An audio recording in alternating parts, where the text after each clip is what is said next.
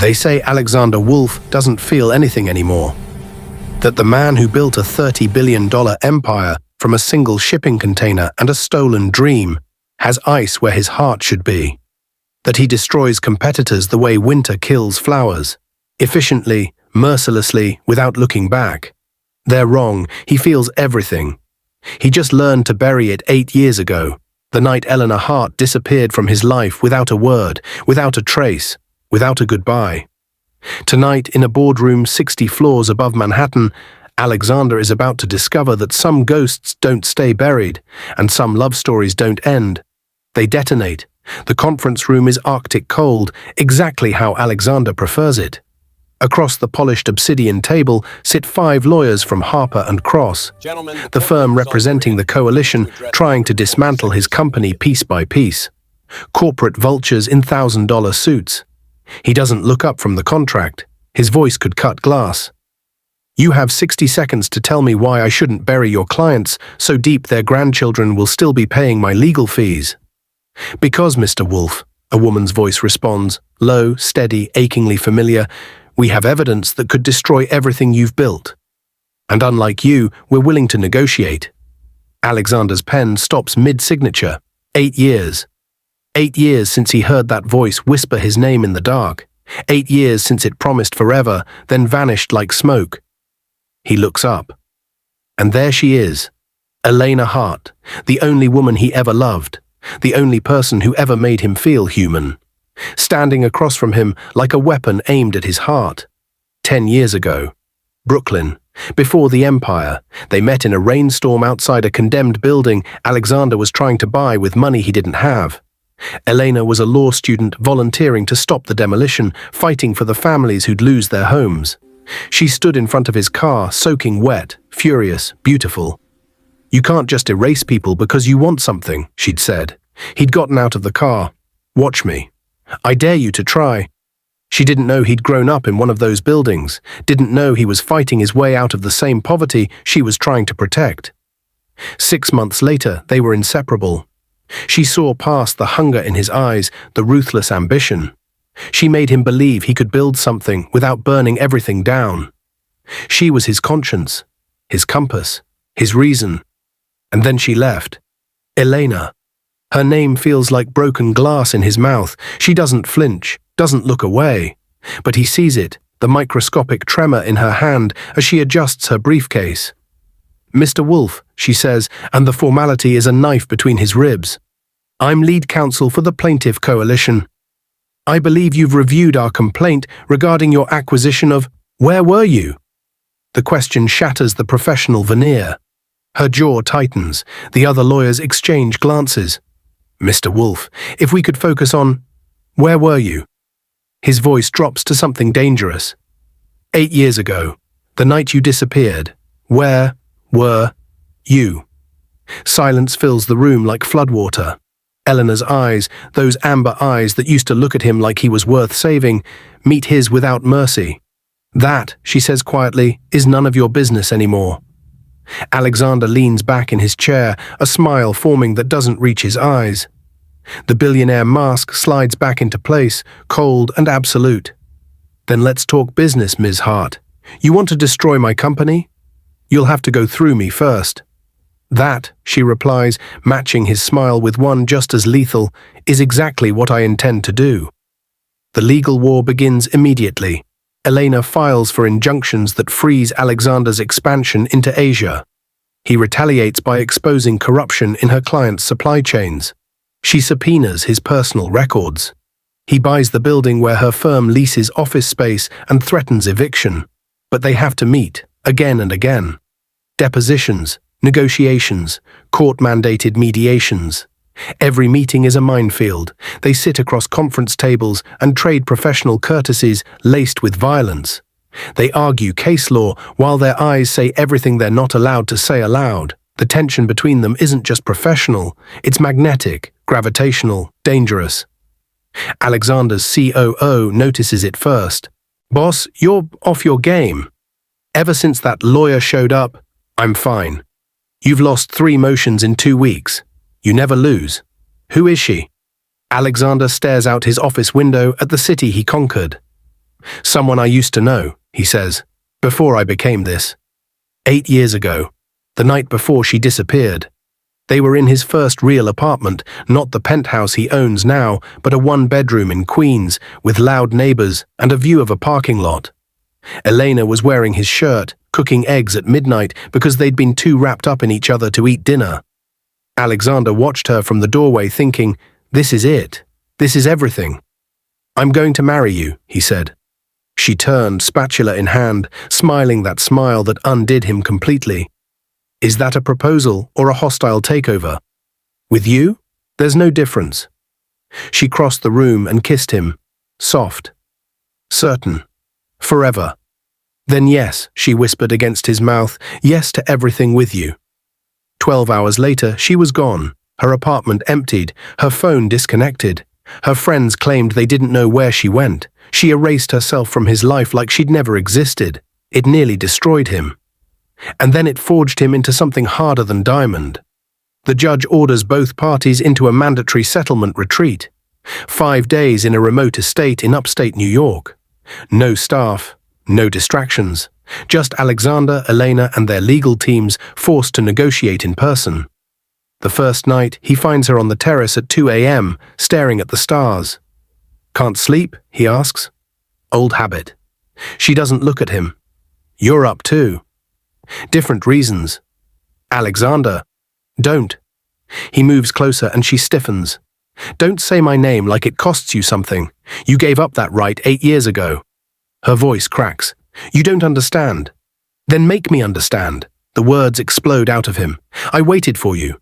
Like an idiot, I waited, thinking you'd come back. Thinking there had to be a reason, and you just erased me." Elena finally turns to face him, and he sees it. The same devastation he feels, mirrored in her eyes. "I didn't have a choice," she whispers. "Everyone has a choice." "No." Tears stream down her face now. "No, they don't. Not when—" She stops herself, physically turning away. "This was a mistake. I should go." Alexander catches her wrist, gently, the first time he's touched her in 8 years. "Stay." One word, a command, a plea. She looks at his hand on her skin, then up at his face, and something breaks between them. "I can't," she breathes. "Alexander, if you knew—" "Then tell me." Instead, she kisses him. The kiss is everything they've been holding back. Years of rage and longing and grief combusting into pure need. They stumble back into the house, hands desperate, mouths searching for answers in the familiar territory of each other's bodies. It's not gentle. It's not forgiveness. It's two people trying to hurt and heal each other simultaneously. Afterwards, lying in tangled sheets, Alexander traces the scar on her collarbone. A new one, something that wasn't there before. "What happened to you?" he asks quietly. Elena stares at the ceiling. "Life happened. The kind you can't come back from." "Try me." She sits up, pulling the sheet around herself like armor. In the moonlight, she looks older, battle-worn. "The night I left," she begins, voice hollow, "I found out I was pregnant." Alexander's entire world stops spinning. "I was going to tell you the next morning. We were going to celebrate.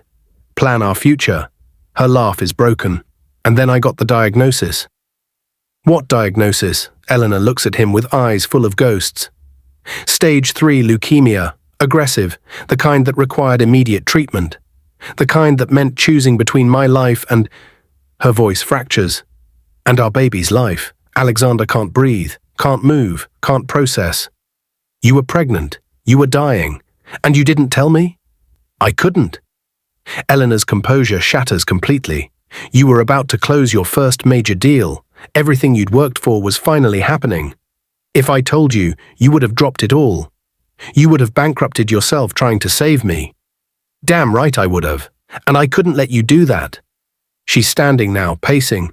"I couldn't be the reason you failed, the reason you stayed trapped in the same poverty that nearly killed you as a kid. So I left. I went to my aunt in Seattle. I fought alone." Alexander rises, moving toward her like a man in a nightmare. "The baby?" Elena's face crumples. "I lost her at 19 weeks. The chemo. My body couldn't. She never had a chance." "Her?" "We had a daughter, Alexander. For 19 weeks we had a daughter, and I held her and I buried her and I survived. And I hated myself every single day for not giving you the choice to say goodbye. He reaches for her, but she steps back. Don't comfort me. I don't deserve it. Elena, I stole that from you. I stole our daughter, and your right to grieve, and 8 years. Alexander closes the distance and pulls her against his chest, holding her while she breaks apart. You survived, he says roughly. You're alive. That's the only thing that matters.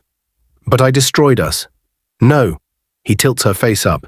The universe destroyed us. Fate destroyed us. You just tried to save me in the most devastating way possible. But the revelation doesn't fix everything. The next morning, Elena's co-counsel finds them together. Within hours, there's a motion to remove her from the case due to conflict of interest. Worse, Alexander's board discovers the relationship and threatens a hostile takeover, claiming he's compromised. And worst of all, Elena's clients aren't who they seem. Alexander's security team uncovers the truth. The coalition suing him is backed by Marcus Chen, Alexander's former mentor, the man who betrayed him 5 years ago and tried to steal his company. Marcus knew about Elena, knew about their history. He hired her specifically to destroy Alexander from the inside out. When Alexander shows Elena the evidence, her face goes pale. He approached me 6 months ago, she whispers, told me he had proof of corporate malfeasance. Offered me lead counsel on the biggest case of my career. I didn't know. She looks up at him. Alexander, I swear I didn't know he was connected to you. But now you do. Yes. So what happens now? He's watching her carefully, the billionaire mask sliding back into place. Do you stay, or do you run again? Elena stands, gathering the documents. For a terrible moment, Alexander thinks she's going to walk away. Instead, she says, I stay, and we destroy him. Together. They become an alliance forged in fury. Elena uses her insider access to expose Marcus's corruption from within. Alexander deploys his resources to protect her from the fallout. They work 18-hour days, side by side, rebuilding trust one decision at a time. Late nights in his office turn into conversations that should have happened 8 years ago. She tells him about the treatment, the loneliness, the guilt. He tells her about the man he became in her absence. Ruthless, hollow, driven by revenge he didn't even understand. I think I built this empire, he admits one night, just to prove I was worthy of you coming back. Alexander, you were always worthy. Then why does it feel like I'm still that kid in Brooklyn, terrified he's not enough? Elena takes his hand. Because power doesn't heal wounds, it just gives you better places to hide them. But Marcus is circling. He's discovered Alexander and Elena's alliance, and he's preparing a countermove that could destroy them both.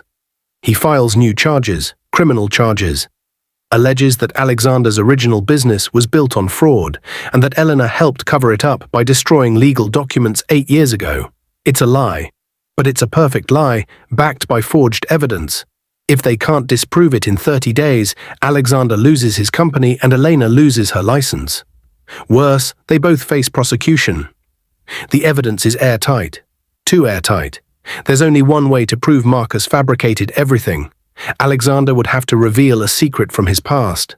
Something he's hidden for 15 years.